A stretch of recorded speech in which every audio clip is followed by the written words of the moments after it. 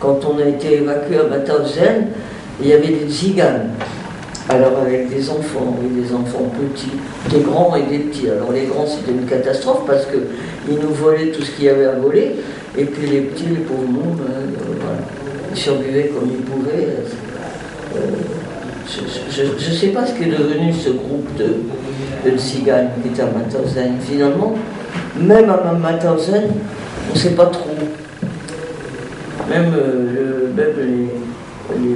ceux qui géraient Mauthausen ne savent pas très bien ce que sont devenus, combien elles étaient, un petit 1800, je crois, tziganes, avec leurs mômes. Elles étaient épouvantables parce qu'elles nous volaient tout ce qu'il y avait à voler. Et quand on est arrivé à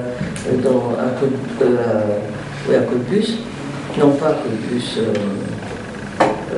auprès de Mauthausen, je ne sais plus comment s'appelait le petit bled là, on habitait dans un atelier, un ancien atelier, et d'un côté il y avait les tziganes, de l'autre côté il y avait nous, et bon, elles nous volaient tout ce qu'on avait à voler, c'est-à-dire pas grand-chose, mais quand même. Donc c'était, avec les tziganes, c'était vraiment la guerre. Quand on arrive à Mauthausen et qu'on rentre dans le camp, il y a des hommes qui sont attachés, les mains derrière le dos, à des anneaux. Donc, bon, c'est des gens qui sont condamnés à mort, là, ils vont mourir, alors on leur donne pas à manger. Alors, moi j'ai des pommes de terre, je lui entends une, et il me la refuse. Parce qu'on entend un déclic, c'est le gars là-haut, il a chargé son arme, et le gars qui est attaché avec les mains derrière le dos le long du mur, il me dit « Éloigne-toi, il va nous tuer tous les deux ». Je suis effaré, moi, naturellement. Alors je recule, et puis j'avais pas vu ce type en haut. Et puis alors je le vois, et donc, bon, qu'est-ce que je peux faire? Rien. Je pleure parce que je vois ce gars-là qui est plus âgé que moi, c'est déjà un homme, c'est pas un jeune homme. Donc, je sais qu'il va mourir, et lui aussi, il le sait.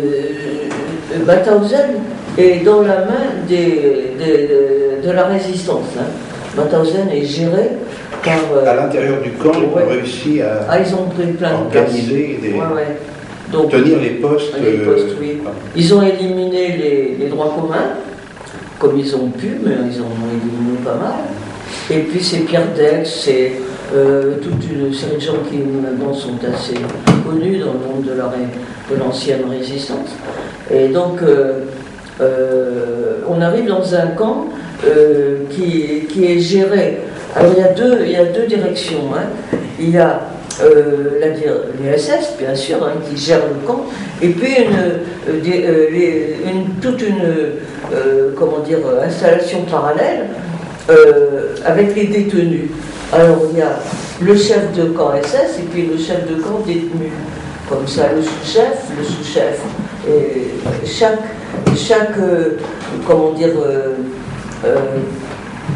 pas titre, mais poste chez les SS correspond à un poste chez les détenus. À Mauthausen, à Mauthausen, ça a été plutôt lambda, personne n'a été exécuté, parmi les femmes, je parle.